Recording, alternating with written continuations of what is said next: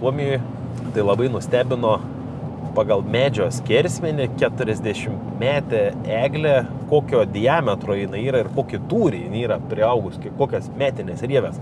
Čiut ne po centimetrą. Per metus? Jo, priauga. Ten labai daug apšvietos.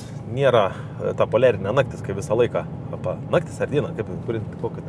Suprasime, pastovi apšvieta, kaip supratau, ir dėl to jinai gal ir aug, nors gerokai šaltesnis ten klimatas negu pas mumis.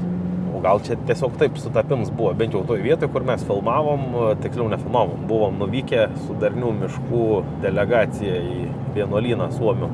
Na, o paskutinė kelionė, kur buvo kartu, kur kaip grupė, kaip miškininkų važiavom, tai buvo į Švediją. Buvo Elmija paroda. Prieš 15, prieš 20 metų, kai pas mumis dar čia Lietuvoje mes daug ko dar nebuvo matę tas, kas jau tenais buvo. Tai tada gal ir nuvažiavęs pamatydavai, nustebindavo. O dabar praktiškai mes visas tas naujausias technologijas, mes jau jas turim pas savį Lietuvoje. Jau praktiškai nustebint, vienintelis dalykas, tai kas nustebina, tai ta sodinimo mašina. Robotizavimas jis jau toks atsiradęs, bet vis tiek brangi ta technika, ten 800 000 eurų kainuoja.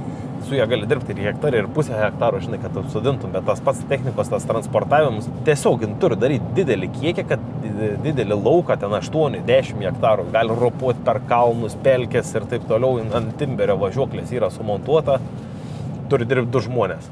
Vienas operatorius, kuris vairuoja traktorių, kitas operatorius, kuris dėlioja pačius daigus. Jie yra auginami uždarų šaknų sistemoje medelynuose. Tie patys medeliai tokiuose uždarų indelį auga šaknis. Jūs tiesiog ištraukti iš to indelio ir įdedi, jį vietai kaip siemka kokia, kaip grinai kaip siekla. Įdedi, pukšt, tukšt, auga.